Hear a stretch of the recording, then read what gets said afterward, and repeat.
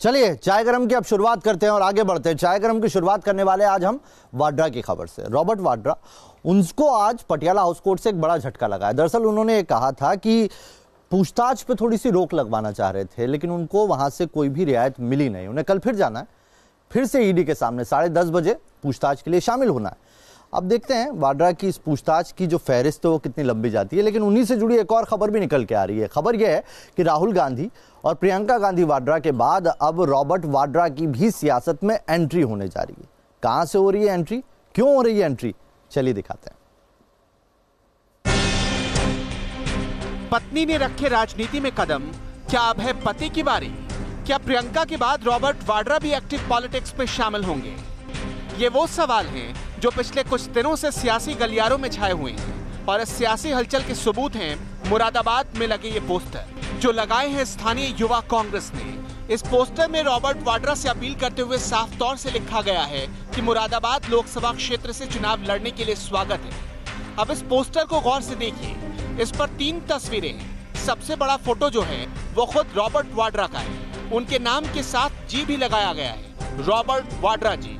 बाकी 2 तस्वीरें सोनिया गांधी और राहुल गांधी की हैं, लेकिन गौर कीजिए कि इसमें प्रियंका की तस्वीर शामिल नहीं है। अब रॉबर्ट वाड्रा की तस्वीर लगी है तो इसके मायने क्या हैं? क्या रॉबर्ट वाड्रा की अलग पॉलिटिकल आइडेंटिटी बनाने की कोशिश हो रही है?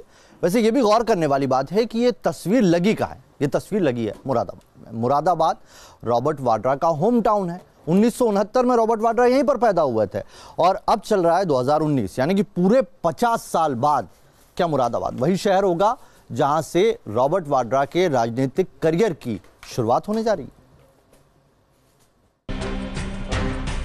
ऐसा नहीं है कि वाड्रा की राजनीति में एंट्री का आधार सिर्फ ये पोस्टर है। न्यूज नेशन ने जब रॉबर्ट वाड्रा से इस बाबत उनका रिएक्शन जानना चाहा तो उन्होंने सीधे सीधे कहा कि सब कुछ समय से हो रहा है, मैं इस पर काम करूंगा, अभी जल्दबाजी में नहीं हूँ। लोगों को महसूस होगा कि मैं बदलाव कर सकता हूँ। न्यूज नेशन संवाददाता से बातचीत में रॉबर्ट वाड्रा ने भले ही ये कहा कि वो राजनीति में आने के लिए जल्दबाजी में नहीं है, मगर कल उन्होंने अपने फेसबुक पोस्ट में सियासत में आने के साफ संकेत दिए थे। रॉबर्ट वाड्रा ने अपने खिलाफ चल रही जांच के खत्म होने के बाद राजनीति में जुड़ने की संभावना जताई थी। वाड्रा ने अपने फेसबुक पोस्ट में लिखा था, देश के अलग अलग हिस्सों में काम करते हुए मुझे उन लोगों के लिए और अधिक काम करने की प्रेरणा मिली, खास तौर पर यूपी में जहां मेरी छोटी सी कोशिश बहुत से परिवर्तन कर सकती है। मैंने इन जगहों पर सच्चा प्यार, स्नेह और सम्मान प्राप्त किया। इन सभी वर्षों में अर्जित किए गए अनुभव और सीख को यूं ही जाया नहीं किया जा सकता। मुझे लगता है कि इसका बेहतर इस्तेमाल करने की जरूरत है। एक बार मुझ पर लगे इन आरोपों के खत्म हो जाने के बाद मुझे लोगों की सेवा करने में एक बड़ी भूमिका समर्पित करनी चाहिए। लो कर लो बात। लगता है कि रॉबर्ट वाड्रा भी अब सियासत के पिच पर खेलने के लिए पूरी तरीके से तैयार है। अब देखा आपने कैसे शब्दों का इस्तेमाल कर रहे हैं, समर्पण, जनता, सेवा, भावना। वैसे ये सब सियासी डिक्शनरी के वर्ड हैं और ये शब्दकोश रॉबर्ट वाड्रा की डिक्शनरी में शामिल होना तो इसी तरफ इशारा करता है। वैसे हाँ, राजनीति में शब्दों का और बोलने का बड़ा महत्व होता है। तो आपको याद होगा लोग जुमले बोल बोल के कहाँ से कहाँ तक पहुँच गए। अब मैं क्या बोलूँ, जाने दीजिए, चाय पीजिए और आप देखिए कि रॉबर्ट वाड्रा के इस शब्दकोश के क्या मायने हैं। और अब जब उनकी सियासी एंट्री होने वाली है तो उस पर बीजेपी क्या कह रही है। बीजेपी को तो कहना ही है कुछ ना कुछ, आप खुद देखिए। पोस्टर से लेकर सोशल मीडिया तक जो संकेत हैं उसे देखते हुए मुमकिन है कि देर सवेर रॉबर्ट वाड्रा पॉलिटिक्स में एंट्री ले लेंगे। वाड्रा इससे पहले भी सियासी मैदान में उतरने के संकेत दे चुके हैं। क्या आप कभी चुनाव लड़ेंगे? आप आना चाहते हैं? आपकी इच्छा क्या है? अगर लोगों की इच्छा होगी तो मैं जरूर आऊंगा। वाड्रा की सियासी पारी शुरू नहीं हुई है, लेकिन राजनीतिक विरोधी अभी से वार करने में लगे हैं। देखो, ये पीआर सियासी सर्कस में जोकर की एंट्री अभी बाकी थी, वो दिखाई पड़ रही है कि थोड़ा आसपास होने वाली है। और उसके साथ ही साथ एक बात बहुत साफ है, ये जो महामिलावटी गठबंधन है या महामिलावटी माल है, उसमें जो है उसकी प्रोडक्शन डेट से पहले एक्सपायरी डेट दिखाई पड़ने लगी है। खैर, ये तो सियासी बयानबाजी है, लेकिन फिलहाल रॉबर्ट वाड्रा को बीजेपी नेताओं के जुबानी हमले से ज्यादा फिक्र उन मुकदमों को लेकर होगी जिनमें वो फंसे हुए हैं। वाड्रा के खिलाफ आरोपों की लंबी फहरिस्त है। वैसे देखा जाए तो आज की सियासत में दाग अच्छे हैं वाला फॉर्मूला हर पार्टी में चल रहा है। दिल्ली से मोहित राज दुबे के साथ टीम न्यूज नेशन। वैसे आजकल दाग अच्छे हैं, सियासत में दागों की परिभाषा बदल गई है। पहले ये होता था कि तुम्हारी पार्टी में दागी है, हमारी पार्टी में दागी है, अब हर पार्टी में दागी है। लेकिन परिभाषा ऐसे बदल गई है कि ये कहा जाता है कि तुम्हारी कमीज थोड़ी कम साफ है, हमारी कमीज थोड़ी ज्यादा साफ है। दाग हमारे अंदर भी है, दाग तुम्हारे अंदर भी है। खैर, ये सियासी पंच है और वक्त के साथ इनकी परिभाषा बदलती रहती है। अब आपको बताते हैं, आपने फुटबॉल मैच देखा होगा, उसमें सेल्फ गोल देखा है कभी? जब कोई खिलाड़ी अपने ही पोस्ट में गोल कर देता है तो उसे सेल्फ गोल कहते हैं। और कुछ ऐसा हुआ है मध्य प्रदेश कांग्रेस में, जहां पर एक कद्दावर नेता जिनका नाम दिग्विजय सिंह है, उन्होंने सेल्फ गोल कर डाला है। कैसे, कहां और क्यों, रिपोर्ट देखिए।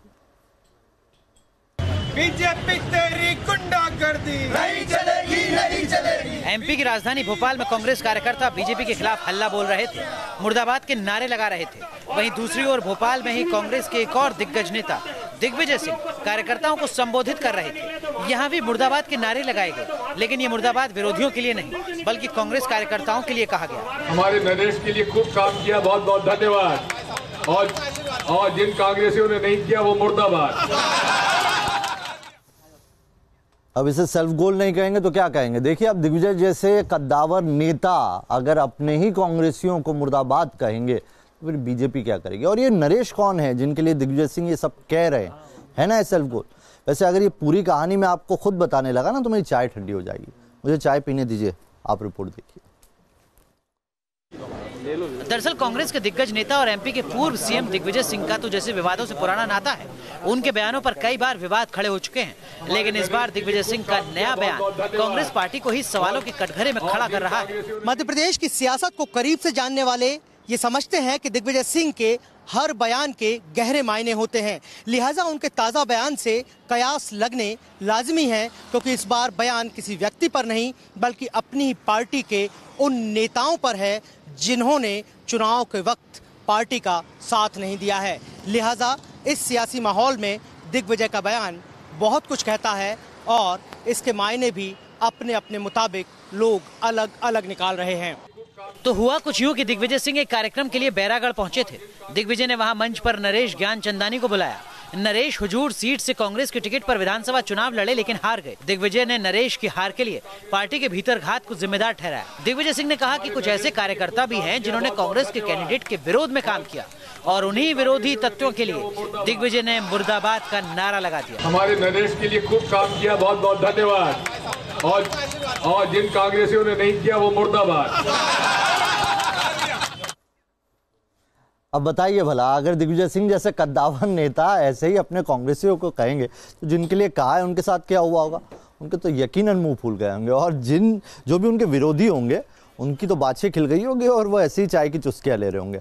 वैसे आपको बता दें कि जब दिग्विजय सिंह कांग्रेसियों को इस तरीके से मुर्दाबाद कह रहे हैं तो बीजेपी क्या कर रही है? बीजेपी को भी कहना ही था कुछ, और बीजेपी ने ऐसा कटाक्ष का तंज मारा है कि वो सीधे जाके सीने पर लगा है। दिग्विजय सिंह के बयान को लेकर बीजेपी ने कांग्रेस पर चुटकी ली। इनकी कौन सी राजनीति कांग्रेस में है? सिंधिया जी पर वार कर रहे हैं या कमलनाथ जी पर वार कर रहे हैं, ये कांग्रेस ही जाने। लेकिन बंटाढार रिटर्न तो मध्य प्रदेश के लिए अच्छा नहीं है। हाल ही में दिग्विजय सिंह ने अपनी ही सरकार के मंत्रियों पर सवाल उठाए थे। अब ये मामला ठंडा भी नहीं पड़ा था कि दिग्गी राजा का नया बयान कांग्रेस के अंदर घमासान का संकेत दे गया। दिग्विजय सिंह का ये बयान इसलिए बहुत खास है क्योंकि एमपी में पार्टी को एक रखने की जिम्मेदारी उनके कंधों पर ही सौंपी गई थी। जानकार बताते हैं कि दिग्गी के इस बयान से साफ होता है कि या तो दिग्गी ने पार्टी में एकता बनाए रखने की कोशिशों से हार मान ली है या फिर पार्टी से दगाबाजी करने वाले कार्यकर्ताओं को ये अंतिम चेतावनी है। वीडियो जर्नलिस्ट अनवर के साथ नीरज श्रीवास्तव, न्यूज नेशन भोपाल।